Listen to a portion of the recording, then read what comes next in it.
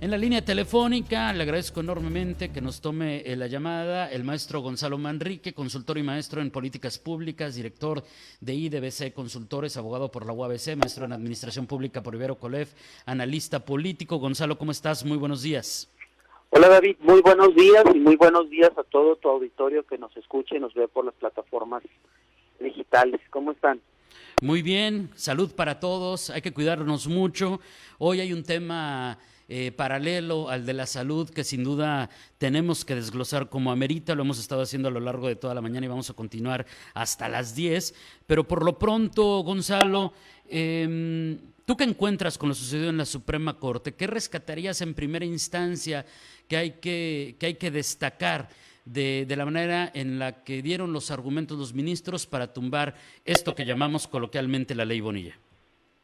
Yo creo que en primera instancia, y me sumaría, yo creo que a la mayoría de todas las personas que vimos ayer la sesión, o los que no, pero el sentir de común de las personas que es que se dio un retorno hacia la legalidad, hacia un equilibrio, se mostró un equilibrio de los poderes, ¿no? Que hay un poder legislativo, hay un poder ejecutivo y hay un poder judicial, y existen estos tres poderes para que ninguno de los otros dos se sobrepase en sus funciones, ¿no? Para que no haya este abuso que al parecer muchos de nosotros como baja californianos sentimos que se dio el año pasado, que la legislatura anterior, porque hay que decirlo, es la legislatura anterior, aprueba esta reforma a toro pasado del proceso electoral.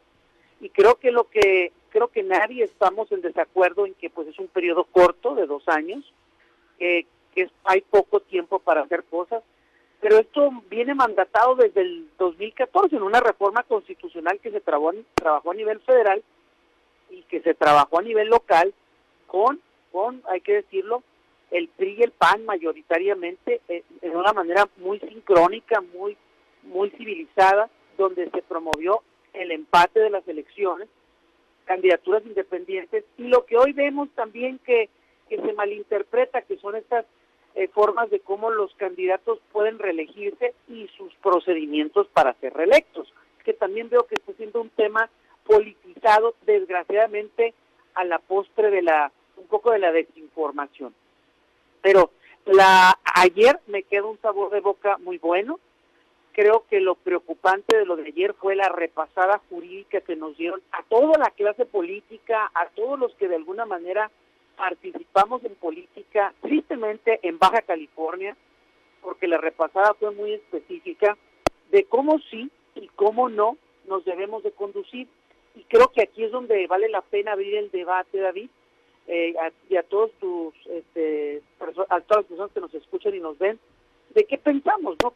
¿Cómo analizar? Y sobre todo ahorita en un tiempo donde se da mucho la reflexión, que estamos en casa, estamos confinados. ¿Qué queremos? ¿Cuál es el futuro de un político? ¿Queremos un político que un otro poder le esté corrigiendo la plana a cada rato? ¿Que le tumben las decisiones que se supone que el legislador se supone que juramenta guardar y hacer guardar la Constitución?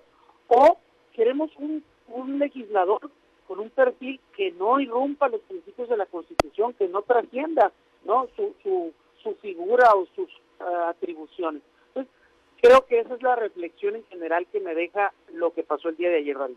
Oye, en esa repasada que dices, hubo una innumerable cantidad de frases, de referencias a qué principios constitucionales fueron violados, cómo dicen los ministros fraguaron un fraude constitucional, estos ahora exdiputados. A muchos nos impresionaron, digo, para bien, aunque al final fue una repasada para toda nuestra clase política, como bien dices.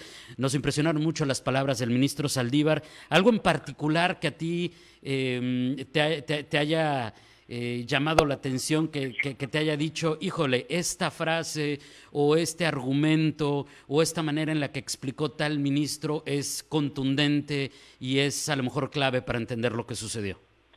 Pues mira,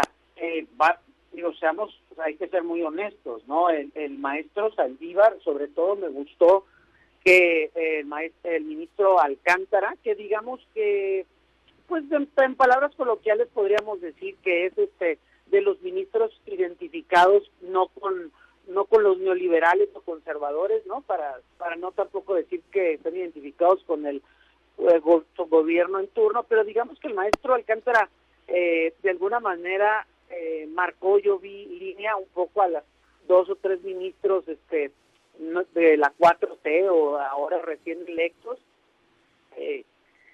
sumándose al impecable proyecto del ministro Saldívar. Y esto me da a entender no tanto que estuvieron de acuerdo, sino que prevaleció la unidad de la institución, de la Suprema Corte, y los 11 decidieron votar en un sentido para que no hubiera un solo minúsculo, así una duda de que lo que pensaban era, o lo que iban a aprobar en mayoría era lo correcto, ¿no? O sea, me gustó la contundencia con lo que los ministros, que a lo mejor pueden o no pueden estar de acuerdo, se sumaron.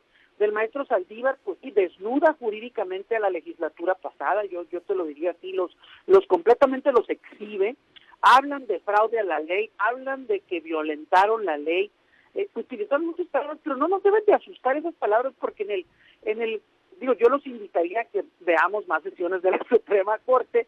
Ellos así hablan siempre cuando están estudiando algún asunto, utilizan este tipo de lenguaje, es parte de su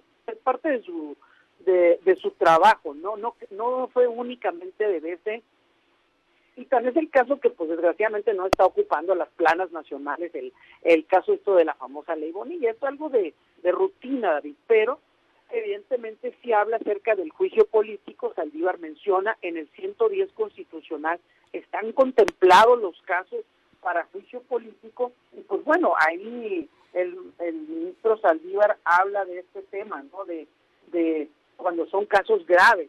Entonces, pues de ahí que aquí en lo local ya se está tornando el tema a que se haga un juicio político, el cual considero, si se desprende de los argumentos que dieron los ministros, pues a lo mejor habría materia para iniciar un juicio. No sé si sean culpables o no los anteriores diputados, pero digamos que si se desprende de lo que dijeron los ministros, probablemente habría materia, pero pues es un juicio político, David.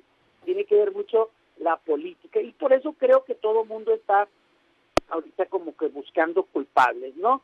Y sí, pues yo creo que esa va a ser lo que va a quedar.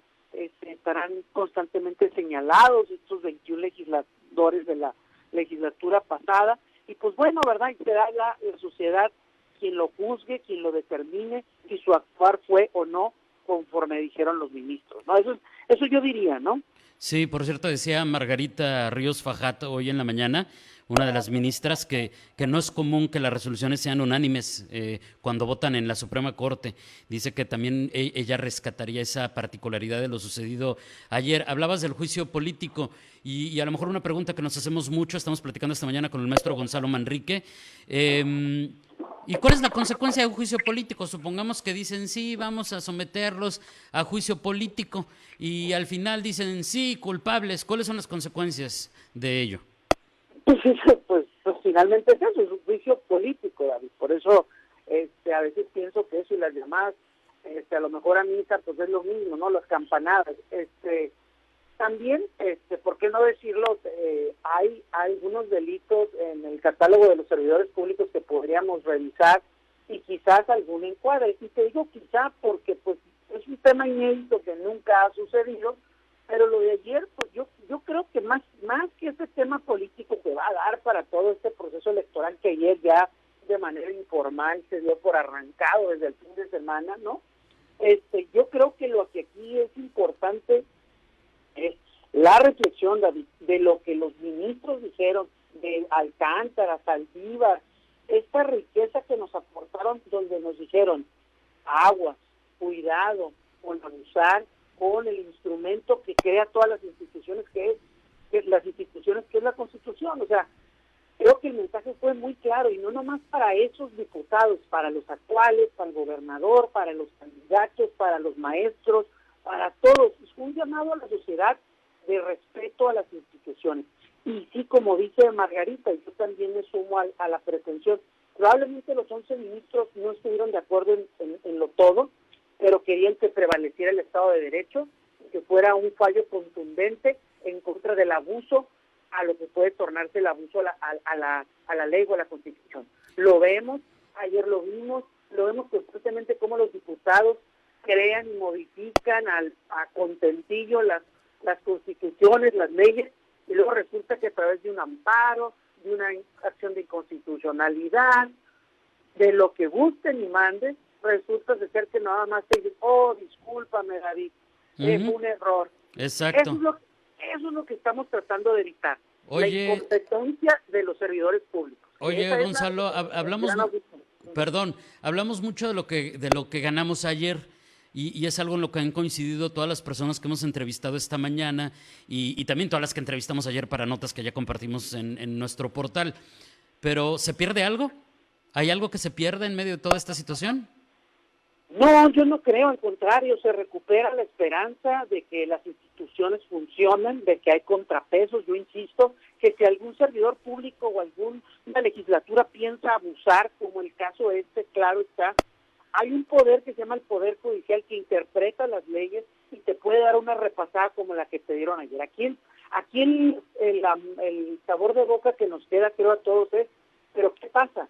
¿Qué le haces a esos servidores públicos para ponerlos de ejemplo para que no vuelva a suceder? Eso es lo importante, David. Yo creo que es la reflexión a la que nos invitaron los ministros de la Corte, actuar con apego a la legalidad.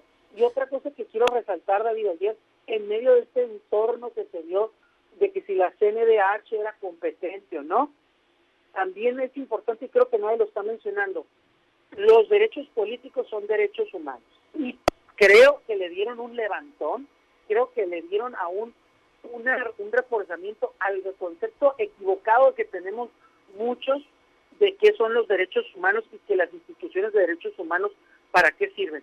Incluso valoraron el derecho político como un derecho humano, y eso también es importante rescatarlo, ¿no? Le da un levantón a estas instituciones que a veces son vapuleadas por los propios políticos, pues, porque dicen que defienden que los derechos humanos son para los humanos derechos, o que nada más defienden a los secuestradores y malandros.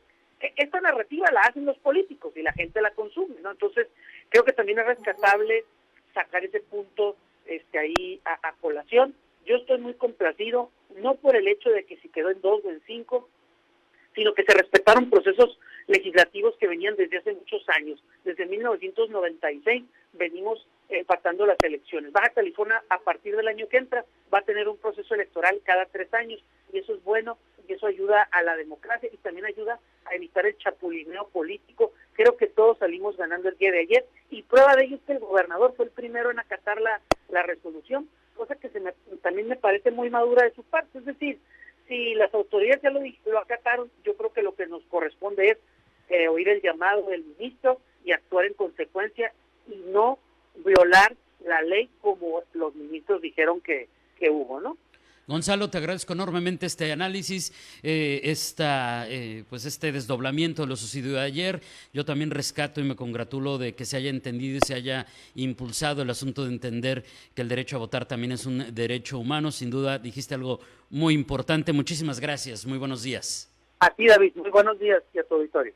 Gracias, es Gonzalo Manrique, consultor, maestro en políticas públicas, director de IDBC Consultores, abogado por la UABC, maestro en administración pública por la Ibero Colef, analista político, catedrático de estas universidades de la Ibero, de la UABC. Una pausa, 8:22 y volvemos a Noticias 7 AM.